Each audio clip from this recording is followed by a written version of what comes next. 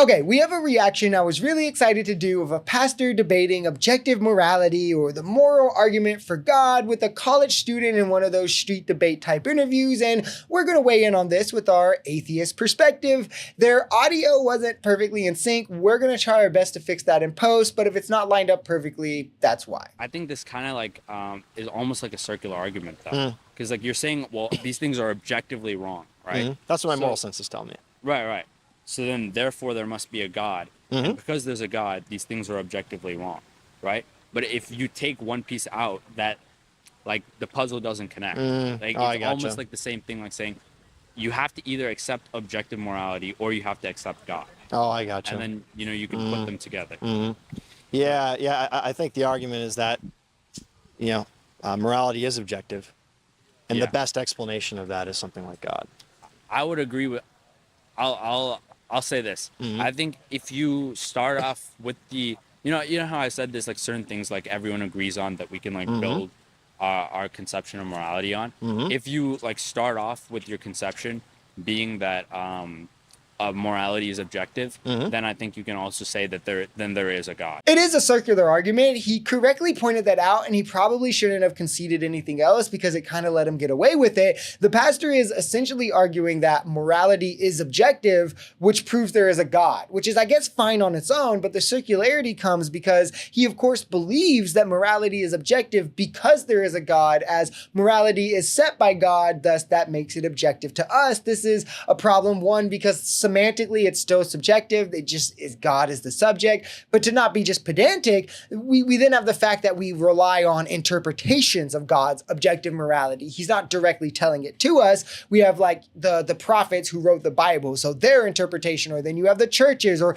however, wherever you take your word from, it's subjective to the interpreter or the interpretation. I don't think morality actually exists myself. Like, I do not think it's an objective thing. I think it's a label we put on largely intuitive feelings that have been socially ingrained, kind of built into us over time. I think it's better to try and make morality empirical rather than objective, right? I think objective leads to a lot of slippery slopes, especially when it's divinely objective, but it's still subjective, which we'll get into in maybe other videos. But if we use things like outcomes, harm reduction, shared values, even to ground morality as trying to, again, I think make it objective creates problems. It makes it less susceptible to just the evolution of society, less inclusive and adaptive to the real world and the changes it may have. At one time, we thought slavery was right. Now it's not. At one time, we thought being gay was wrong. Now it's not, right? And these are things that I would say it's good that our morality has adapted to. But if we were looking at something to say it is the objective morality, just because it's wrong right now, as we change and discover more about the world, we could never change that. It also creates an unsolvable paradox. If two people with antithetical positions can both ground them in God's morality or scripture, I mean, many others I could list if we had a 20-minute section for just that. Like, I think the problem is I don't really know about like proof if there is objective morality. Yeah. I don't know, like, I think if you could prove there is objective morality, which I don't know how you would do, then you could prove God. And if you could prove God, then you could prove objective morality very easily, because I think it's almost like a circular loop. But I think it's very hard to get to each one. Like, I'll say this even about your physical senses. Like, if you were to tell me if, you know, that's red, right? We all agree that whatever like wavelength of like photons is coming from that is red. But if I can go into your head and look at that, and maybe there's no way of knowing, right? Right. Well, if we're seeing it the same way, like as blue. Right? Yeah, you're exactly right. Yeah, I mean, I don't disagree with you. I don't think we can prove morality is objective any more than we can prove that the external world is real. I think it's something we accept because of what our senses tell us. Sure. Yeah, our physical senses tell us that this water fountain's, you know, not just in our minds. Sure. You know, it's not just a matter of opinion.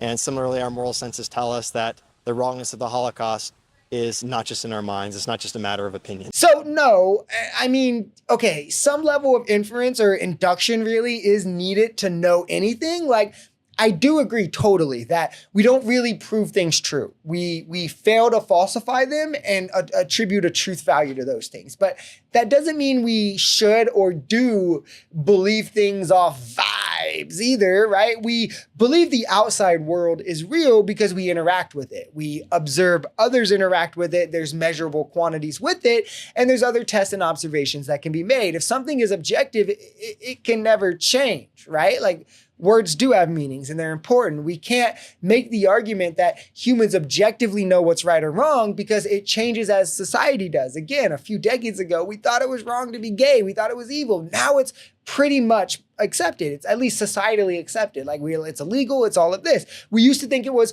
okay to marry children, right? Now we understand it's grossly immoral to do that. Even the Bible does this. It once justified slavery. It justified many heinous things, largely because at the time it was written, those things were accepted. So there's not objective morality, not even within the Bible, as much as many Christians won't like to admit that.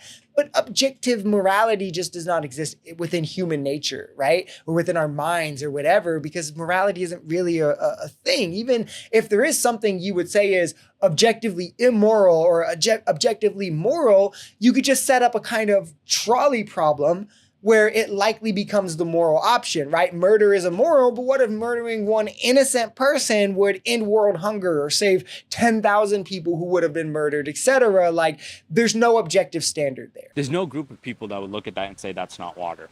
There are definitely groups of people that will look at the Holocaust and say, wait, what's wrong? You know, a lot of groups just view it as what's morally right is just what you have the ability and power to do, right? So if you have the ability and power to do this, then it's perfectly fine. For sure. And in a way, you could argue that's almost like a pragmatist approach, because the reason we today view it as wrong, I think if you don't view things as objectively wrong or objectively moral, it becomes very hard to be good according to your own senses. Yeah. But I don't know if that necessarily makes it true. Yeah.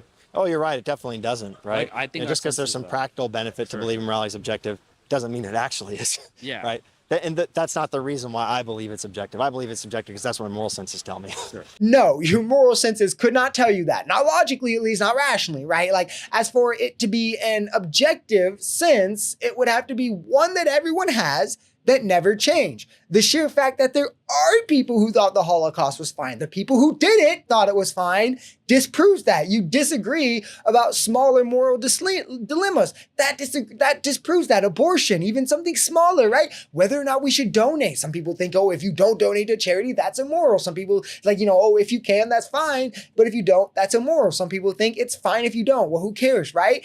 Cutting in line. Some people would think that's immoral, some people don't. Helping the old lady across the street if she's struggling, right? It shows that human sense on what is moral is subjective to the human. Again, kind of what words mean. It's in the nature of subject, but this is one of the weaker arguments, in my opinion. I don't get the whole God is objective and morality has to be objective thing. Let's get better arguments, Christians, please. Morality is empirical at best, subjective and imaginary at worst. And I think the fact that I can tell you why murder is wrong without ever invoking a God kind of proves that. And then believing the God brings across other baggage that is down the line more immoral. My video cut out, so I guess we'll end here.